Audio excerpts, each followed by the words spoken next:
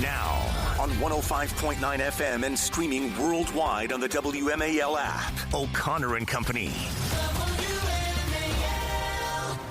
It's 8:07, this fourth hour of our 4-hour program, and it's been a busy one because it's the first day of early voting in Virginia. Earlier in the show, we had John Reed, the candidate for lieutenant governor. We had Jason Miyares, the current attorney general running for re-election. And coming up in 30 minutes, we'll speak with lieutenant governor and gubernatorial candidate Winsome Earle-Sears. It's a big day, Virginia. All right. Get out there now. It's O'Connor and Company, Larry and Patrice. Good morning, Patrice. Good morning. Happy Friday, Larry. Amen to that. Happy Friday to you. And there's a lot to talk about with the co-chair of the Republican National Committee, Casey Crosbie. Real fast, though, let's get through the early voting stuff first before we get into some of the news of the day and the week. And it's been quite a week, 10-day cycle here that we're in the midst of. First of all, Casey Crosbie, Madam Co-Chair, thanks for joining us. Thanks for having me. From your perspective, from the Republican National Committee, with the data and the metrics and the get out the vote efforts and all of that jazz, why is it important to utilize it when a state like Virginia does have early voting protocols?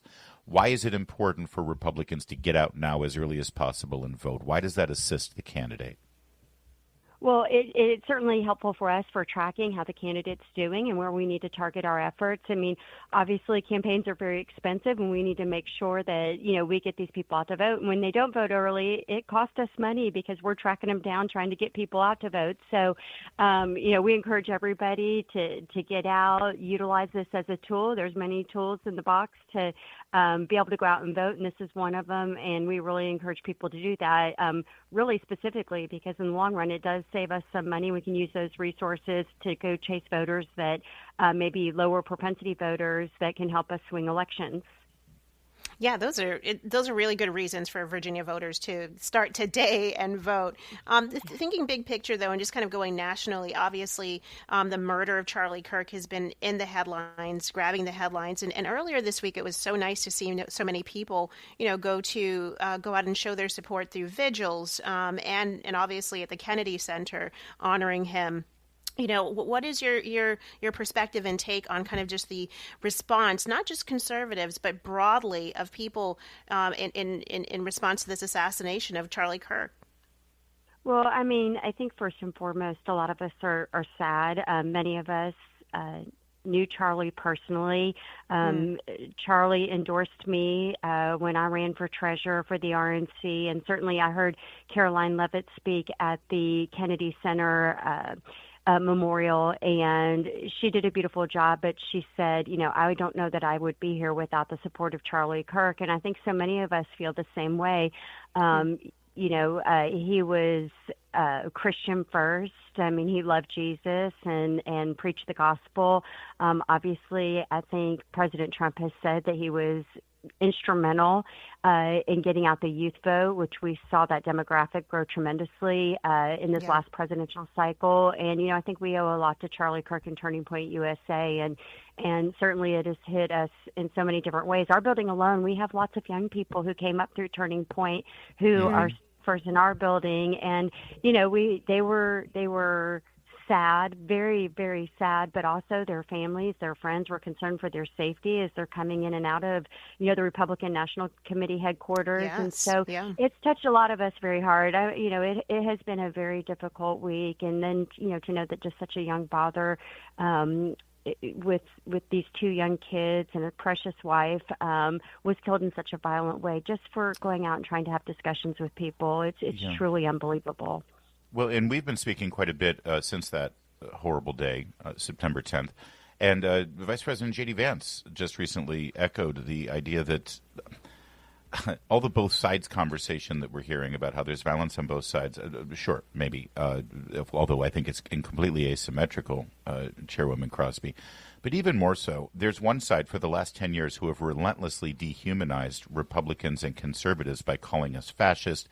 Trump is Hitler, Nazis, we will never have another election in this country if Trump wins, it's the end of our republic, they're authoritarian, totalitarian.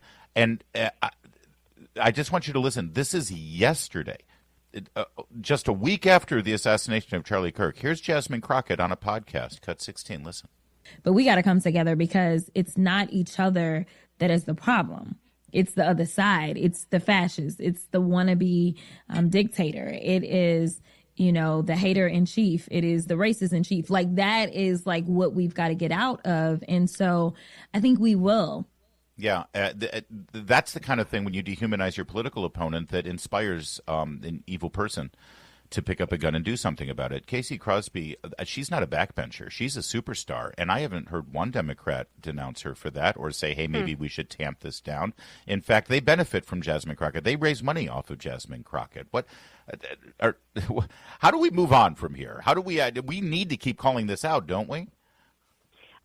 Yeah, absolutely. I mean, it's really just absurd that that's, just yesterday that those words are being said after we have such a tragic event.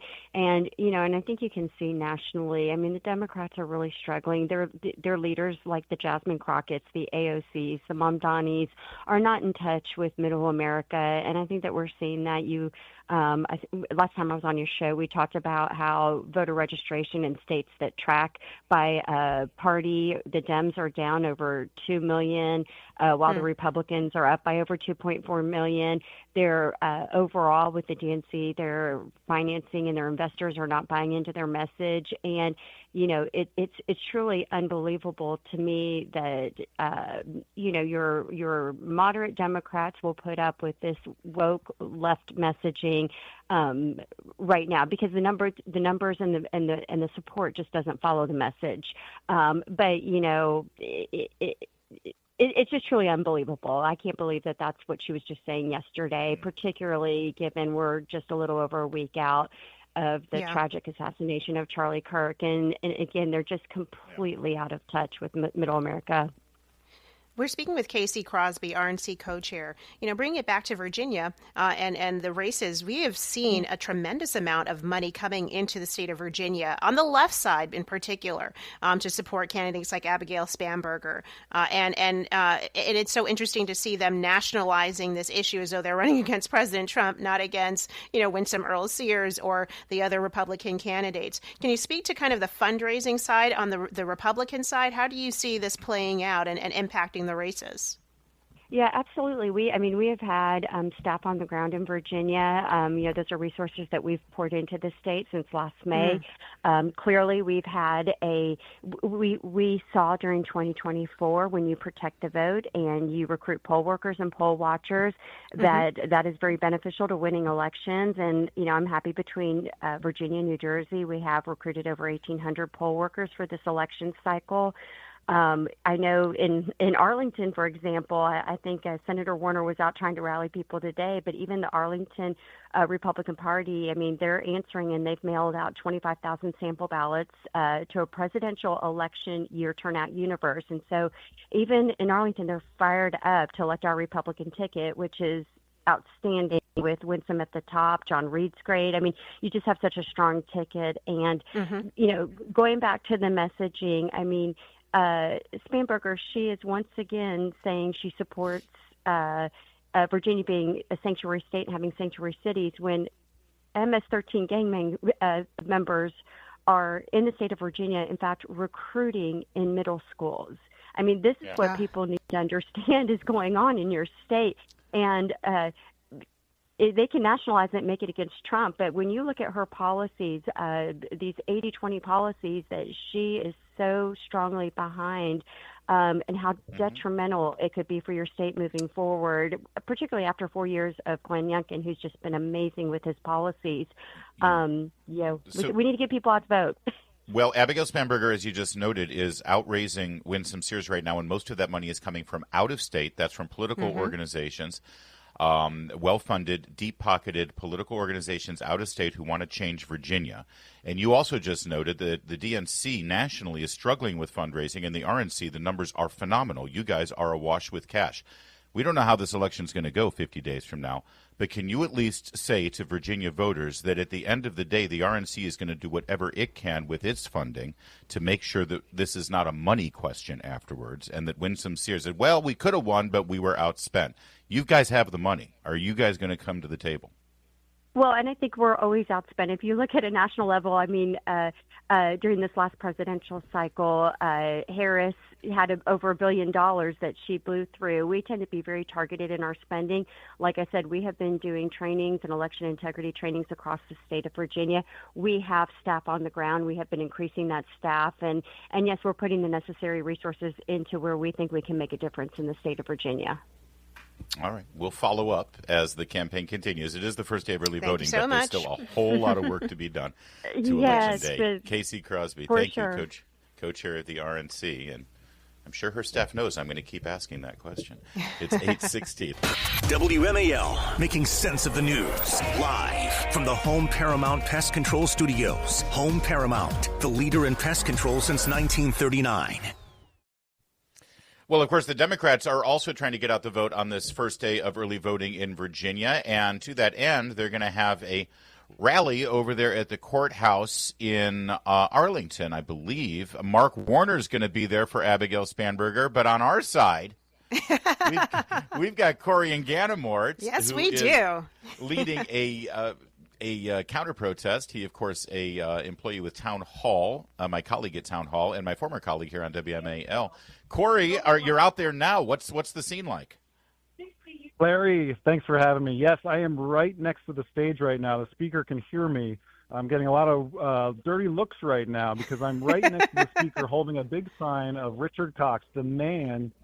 They're trying to get me out of this position right now. But the man who exposed himself to women in Arlington's locker room, they are here supporting this policy. And I'm Abigail Spanberger's all in favor of Richard Cox going into little girls' locker rooms, isn't she? Yeah, and you wouldn't believe there's about 50 people here. They look at me and they tell me that I'm wrong and that this is actually a policy that should be supported. And I'm having a woman yelling at me to move right now. But it's unbelievable, Larry. Mark Warner's out here. He supports this policy. He supports Abigail Spanberger, who supports this policy. And I want to ask him, their counterpoint. Oh, he's just a sexual predator. He shouldn't be allowed in women's locker rooms. So their policy is that you are allowed to expose yourself to women up until the point where you become labeled a sex offender. These are policies that they support. They say, oh, well, he's clearly a man. But how do they know that? Is it because he's not good enough at applying makeup or wearing a dress or wearing high heels? Cory, good for you for calling out this ridiculousness. And by the way, thank you for texting us this photo. Cory, if you don't know what Cory looks like and you're heading out there, he's the only one wearing the shirt that says trans women are men. I love it, Cory. Have you gotten any applause? Because I do see this photo. I do see the old folks with the dirty looks looking at your sign. But have you had any support since you've been there so far? Yeah, well, Matt Hurd organized a group of about 20 people or so at the Arlington GOP. I'm here with Kevin Tober, weekend employee of WMAL. We got about 20 supporters who agree with me here. But excellent. Overall, the people, there's about 50 people here on the Democrat side. They're very nasty. One person told me, he said, this sign is propaganda. I said, you don't want to, support women and protect them from men. She's like, that's not happening. I said, have you ever heard of this guy, Richard Cox? He said, that's propaganda. He said, it's propaganda. I said, please explain yourself. He's like, it's propaganda. And then I told him to educate himself. He said he's educated. These people are not educated. They want women to be exposed to men and women in women's locker rooms. And this woman next to me right now is laughing at me. She's telling me that I'm wrong. But excuse me, ma'am, do you want to tell me why I'm wrong? Do you want to tell anybody why I'm wrong? Oh, she just shut down. She's very brave. She's very brave until she actually gets asked the questions. All right. Well, now be careful. They're getting very hysterical. I mean, when last we saw you, you were capturing the unhinged women who were doing all the chalk drawings, calling Stephen Miller a predator in the little children's park in his neighborhood. You've been engaging quite a bit, but I do worry about you, Cory. Well, thank you, Larry. But we all got to voice our opinions out here, even though we're in the hornet's nest. We're outnumbered. You got to tell them the truth. They don't want to hear the truth. Every time you talk about the issues, they change it. But we're out here doing the Lord's work, Larry. You, Larry, and Patrice, Thank you for everything that you guys do. All right, Cory. Thank you, Good Cory. man. Cory Inganamort is yeah. a warrior. Yeah, go out and He join him is. there. If you're in the neighborhood, swing on out by the courthouse. Absolutely. And you can heckle Senator Mark Warner and help Cory out. Thanks, Cory. Take care. See you guys. Do worry. Bye. Yeah. He's just going to start yelling at all the women. Yeah, I love it. I love it. We'll share this photo on our social media feed. It is hilarious. I just see this old couple. They're really just giving him the dirty eye. Yes. And you just see the sign. This is great. All right. Listen, this is going to be a battle between now and Election Day.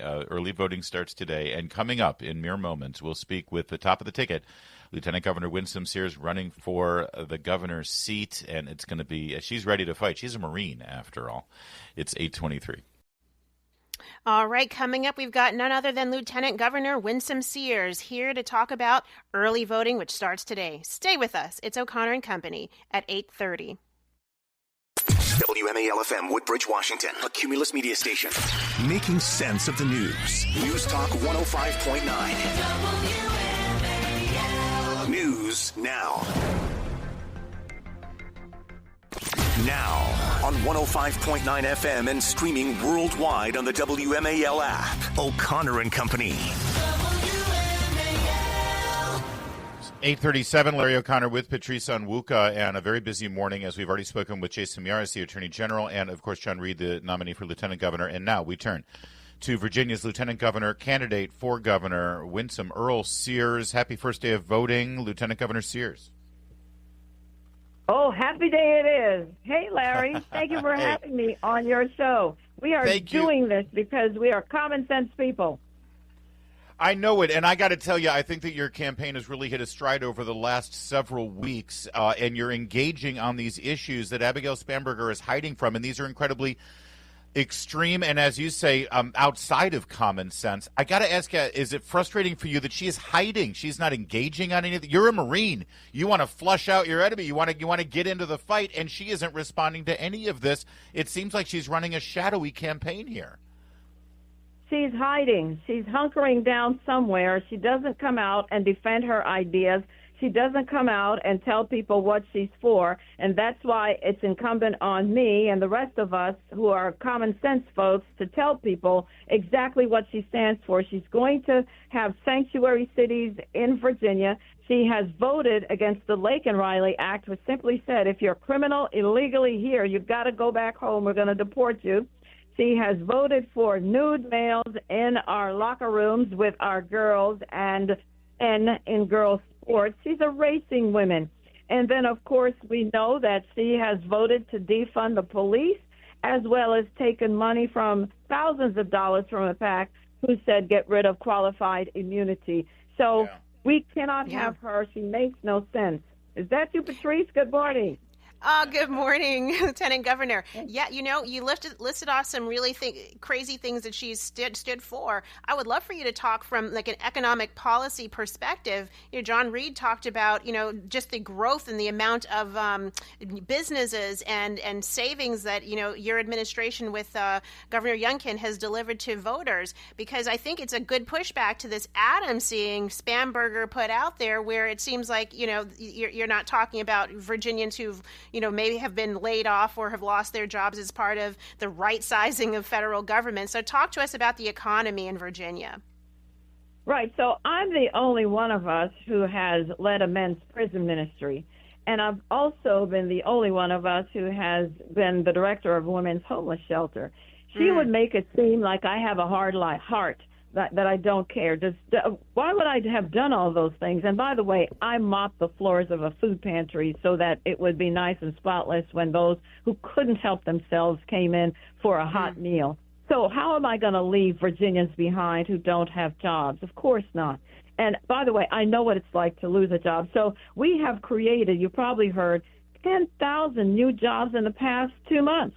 10,000. And that's on top of the over 220,000 jobs that are still open and available, and they're high-paying jobs. And what they forget to say is that there were 800 jobs that were going to be coming to Northern Virginia, and the Fairfax Board of Supervisors nixed it. Possibly why? To say, well, we don't have jobs. Folks, don't listen to them. We have VirginiaHasJobs.com. I tee it up every Wednesday. I call it Workforce Wednesday because I want to get people back to work.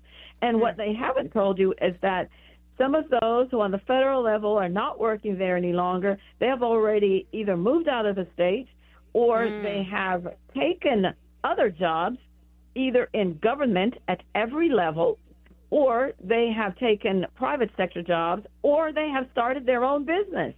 And by the way, did I just tell you we have 220+ thousand jobs still opening for the taking? So we know how to do this. She has no solutions. And can I just tell you what happened to me this morning as I was leaving my apartment building to start my day? Yeah. I had a man verbally accost me and call me a fascist. Call me a fascist. No. And I was so grateful that I had my security there. And then he called my security guy, he called him a Nazi. Jeez.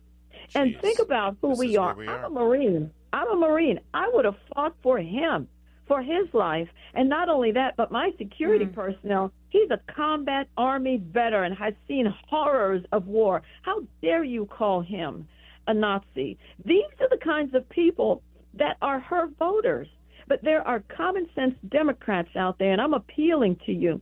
Don't let us go back down that path. We were there 4 past years ago. We cannot go back that way. You saw what happened when riots were happening in the streets, when places were being burned down, when we were at each other's throats. We couldn't even talk to each other. We've enjoyed a wonderful time here in Virginia since we've been in office, since you elected us. Democrats elected us, and Republicans and independents and everybody else. We need your continued support for all the good that you have. Well, I appreciate that, and this is the climate that we're living in right now, Lieutenant Governor Earle-Sears. If you don't agree with a Democrat, you're a fascist and you're a Nazi. I do want to ask you, one of the way Governor Youngkin won 4 years ago is that he really got the base of Republicans out to vote and really ran up the numbers on Republican voters. And to be frank, there are a lot of pro-Trump Virginians who have been somewhat skeptical of you because, like other Republicans, years past, you had some critical words for President Trump. I would love for you to reach out to them today on early voting and let them know what kind of partner you would be with the Trump administration. President Trump has recently said some very kind words about you and your campaign. How will you work with President Trump, and how will you be able to be an effective Virginia governor during the Trump era? Well, of the two of us, who is most likely to be able to talk with the president and help Virginia? Who of us has been in the White House, in the Oval Office, with sitting with the President Trump, to talk about issues? I've been there. I've already been there, and Abigail has not. And so we need someone who can help us in Virginia to make sure that we continue to enjoy the economic successes that we do. I mean, we've got to get out and vote. If you want to have your taxes continue to be low, where we've returned over $9 billion to you, then show up at the polls for me. If you want to make sure that you are safe and secure, you don't have sanctuary cities, your girl children are not having to undress in front of males in locker rooms and bathrooms, then vote for me. If you want to make sure that we get rid of that hated car tax, then vote for me. My opponent says that she's going to get rid of it. The problem is we could have gotten rid of it this year, but her side, the Democrats, not one of them voted for it. So she's going to have to talk to them because they don't want it. If you want to make sure that we have jobs that continue to come to Virginia, you've got to vote for me. If you want to make sure that jobs stay in Virginia, that businesses don't up and leave, because she's going to force every single one of us to join a union and to use your paycheck every time to pay for union dues, then vote for me. If you want common sense, you've got to vote for me. This is real life happening. We cannot go back. We've not come this far to only go this far. If you don't want sanctuary cities in Virginia, you've got to vote for me. If you want the criminals who are illegally here gone back home, deported, you've got to vote for me. We have found over 4,000 criminal illegals who are here, and we are deporting them because we don't need crime in Virginia. We haven't come this far to only go this far. Don't listen to the lies that she's telling you, because now she's being tricked up by them. There you have it. Winsome Earle-Sears, Amen. as I said, hitting her stride and finding her voice right when she needs to. Early voting begins today, and she's ready for your vote. Lieutenant Governor, always good to talk to you. I know you got a busy day. Oh, and the rally tonight, too, by the way, real fast. Yes, Vivek Ramaswamy has endorsed me, so he's coming tonight down in Chesterfield at Keystone Acres on River Road. Be there or be square. Doors open at 5 p.m.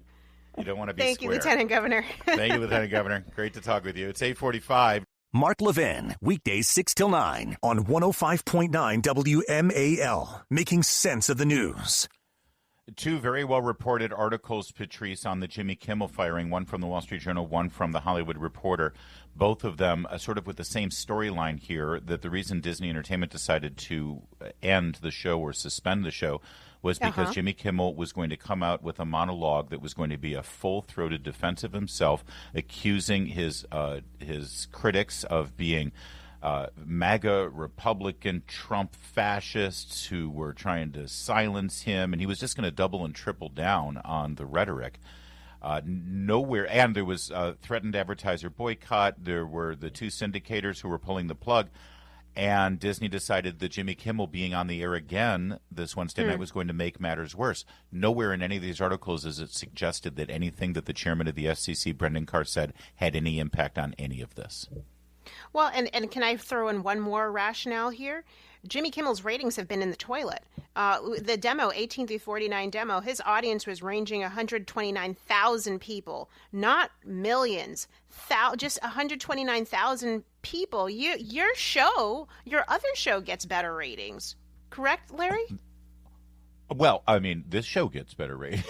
Obviously, this show gets better ratings. But also, yes, if you want to compare video apples to video apples, yeah, I do a daily YouTube show at noon, and it consistently gets higher audience numbers on every single day than Jimmy Kimmel's show got on ABC. Yep, absolutely. So, I mean, my larger point is that he was pulling in poor ratings because he was promoting this kind of divisive rhetoric and lying, absolutely lying, and then doubling down, much more being insightful and not insightful, but citing what could be viewed as citing violent behavior. I think Disney ABC was looking for a reason to do this, and Jimmy Kimmel handed them the perfect one.